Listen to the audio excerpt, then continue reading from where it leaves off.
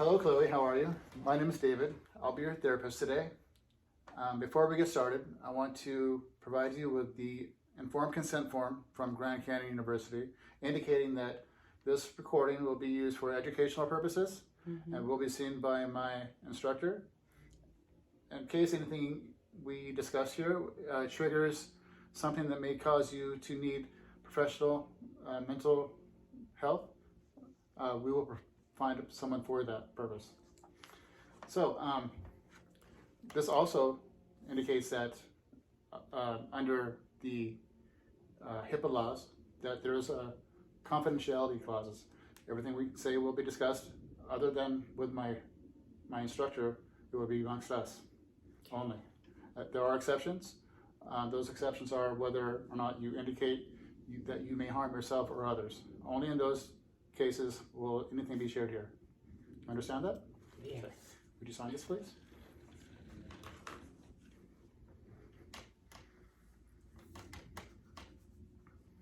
Thank you.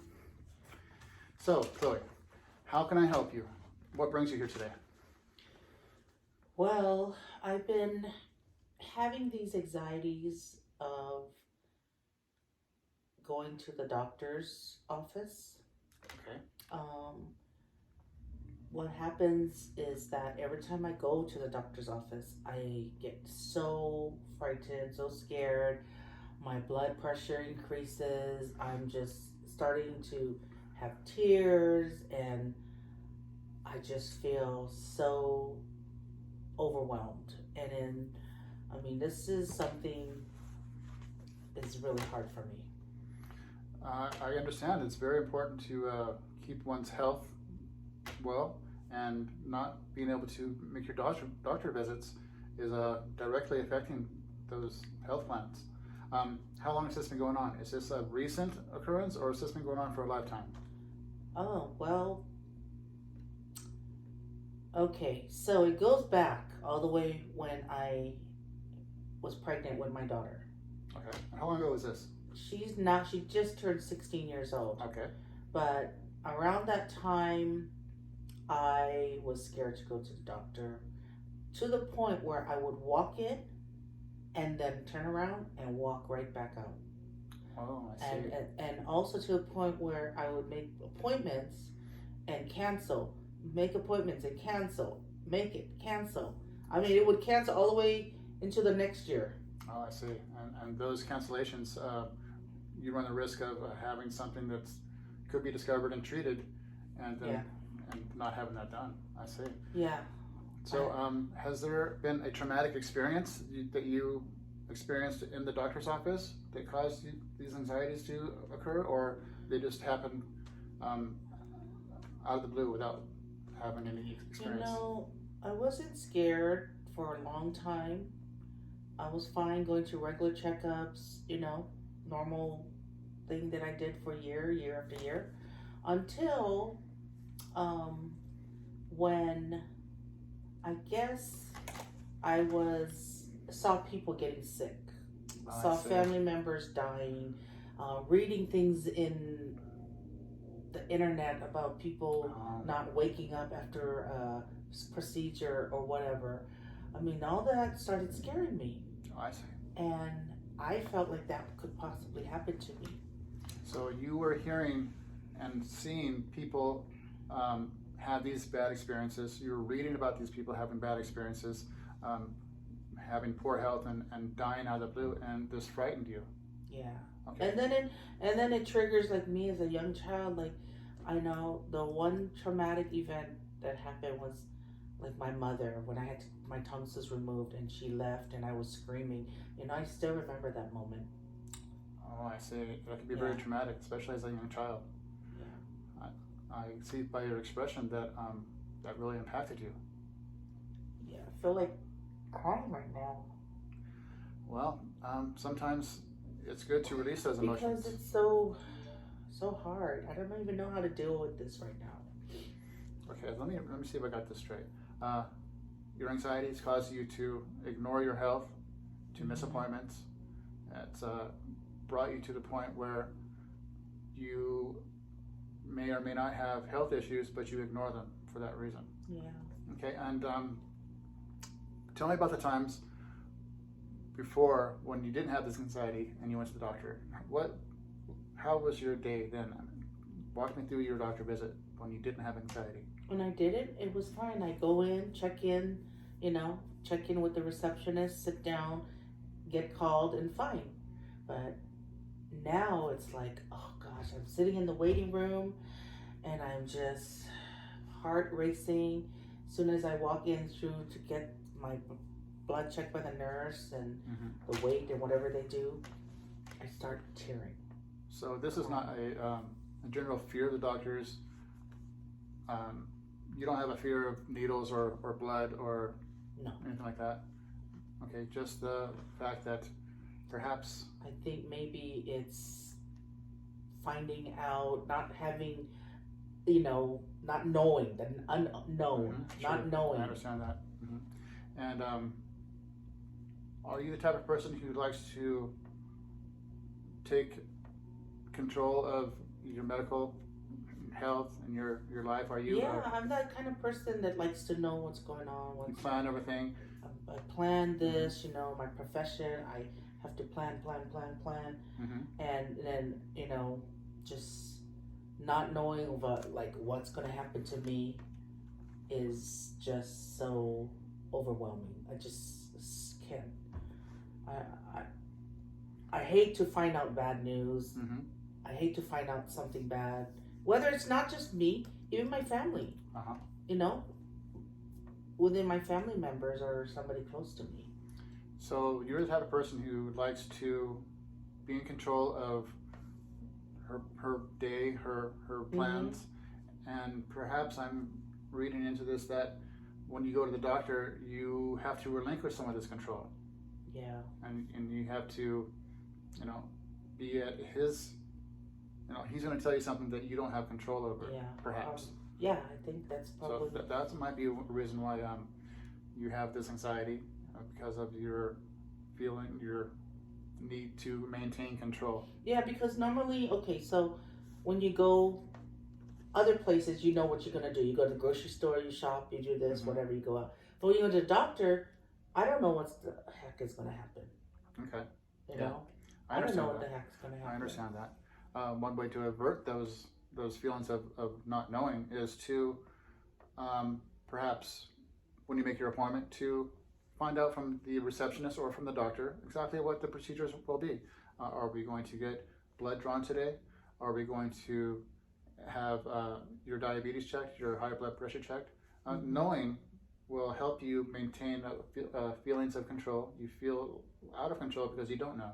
Finding out what the plans will be will allow you to maintain some control. Yeah, and I probably will find out I have more symptoms. Right now I only know the high blood pressure, the being diabetic. I mean, what else? I'm afraid to find out other things. Yes. So let's switch gears here a little bit. Have there ever any time while you're waiting to go to the doctor's, enter the doctor's office, did you do any types of self-care that would allow you to maintain your anxiety at an adequate level? Is there anything you did before you went to enter the doctor's office? I just try to calm myself down. I keep myself occupied by maybe taking my phone out. Perfect. Yes. And read. I try to occupy myself, Very good. and I try to do that. So to reduce your anxiety while in the waiting room, you have occupied your mind, distracted yourself. Have you ever tried doing any deep breathing? No. No. Okay. Well, deep breathing, it is exactly how it sounds. You take deep breaths. It oxygenates your blood, allows you to think more clearly, lowers your heart rate, thereby reducing anxiety, lowering your blood pressure. It's a very good technique to reduce anxiety and calm yourself. You can do it very simply just by taking a few deep breaths. You can do it right with me right now. Say, and release. Breathe in and release. This simple act Yeah, Your option. I can feel like it can calm yourself a bit. Yes, that's a very simple thing. Anybody can do it anytime, any place. Another thing would possibly be to, have you ever brought a support system with you, a spouse, a friend, a parent?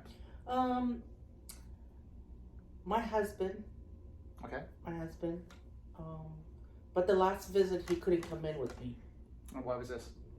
because of COVID, so I he had to see. stay outside. So Sure. that kind of made me even more anxious because, you know, he would have been somebody who could have held my hand or, you know, just talk to me, calm me down. But then I was sitting there by myself, and Yes. you know, Has the pandemic, COVID in itself, has that raised your anxiety levels about your yes, health? Okay. oh yeah, And because I'm afraid to catch that as well. sure, because you And have then these underlying conditions. And I have those underlying conditions which I could end up in the hospital, be on a ventilator. Who knows? So that is even a more. So let me see if I'm getting this straight again.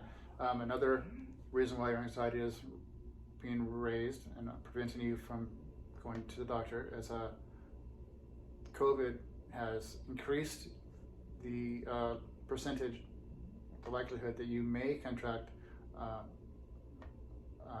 harmful or even fatal disease, and that allows you to lose. You feel you've lost control. Yeah. And going to the doctor is a place where. Well, people, I mean, I have to think like, okay, if I don't go to the doctor, I'm not gonna know what's wrong, right? Mm-hmm. So I have to find out what's wrong. Yes. And then the other side too, that's making me have to go to the doctor, is I have children. Mm-hmm. Yes. Obviously, children are important to you. You're a mother. Mothers love their children, and no mother wants to leave their children without a parent. So this anxiety has caused you to ignore your health and in fact threaten your family. Yeah. I can see it in your face that you were concerned with this, because anybody would be. It's your number one job is to be there for your children. I don't want to be selfish and not take care of myself, but that's the reason why I also decided. You know, it took me a long time. It took me a long time from the last time I went to the doctor until I went to the doctor again. It was a 7-year gap. Oh, wow, that's a long time. Yeah. Yearly visits are recommended. I know. Even more. I mean, bi-yearly, twice a year, if Especially you have a with my health health. condition. Exactly. And so this anxiety you have from not going or keeping you from going to doctor is actually increasing the anxiety because you don't know how your health is. It's anxiety increases your blood pressure. It harms you, your diabetes. All these things, it's like a loop. It's feeding upon itself. So let's see. Can you think of any other methods that might be helpful to reduce your anxiety?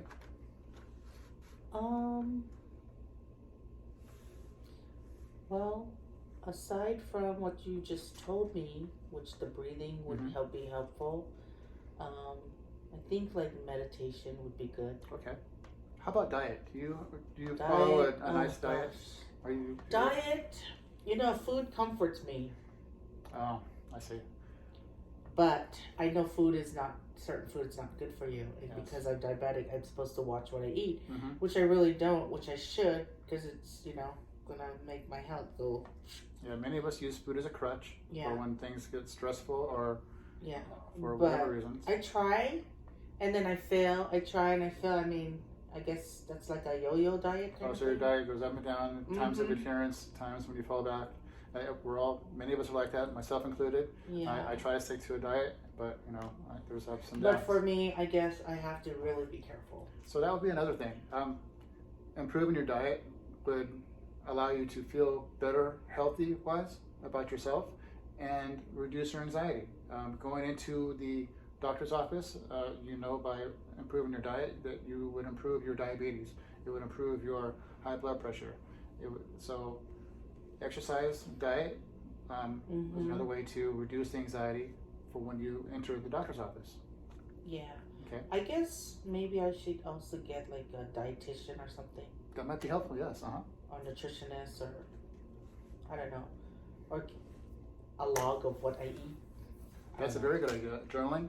Mm-hmm. Journaling is a very good idea. It keeps track, it allows you to count your calories, and it helps you avoid times when you might want to just grab a snack from the kitchen. Yeah. You've already said, well, I can't do that until Yeah. Tuesday, or Right, maybe once I've already had my snack today. Mm-hmm. So when is your next doctor appointment? Have you made appointments? Last one was last year around this time, so I need one. I'm due for one this year, so I'm hoping that I'm gonna be okay to do it. But with you telling me that I have to realize that my family is important, my kids are important. It makes me wanna go and find out if anything else is wrong. Well, but I right now I can be okay, but when it happens, the day when I go there, I'm gonna be very stressful. I understand. So we all know that hope is very important. Keeps your spirits lifted, but we also have discussed some concrete steps that would help you reduce your anxiety. That does not entail hope in general. Before, on a daily basis, your diet and your exercise. You can do those two things to improve your health. You know what I find? I find like I'm getting older, and then I'm more scared of going to the doctor. But then I think about losing my family members too, because I've lost many to health issues.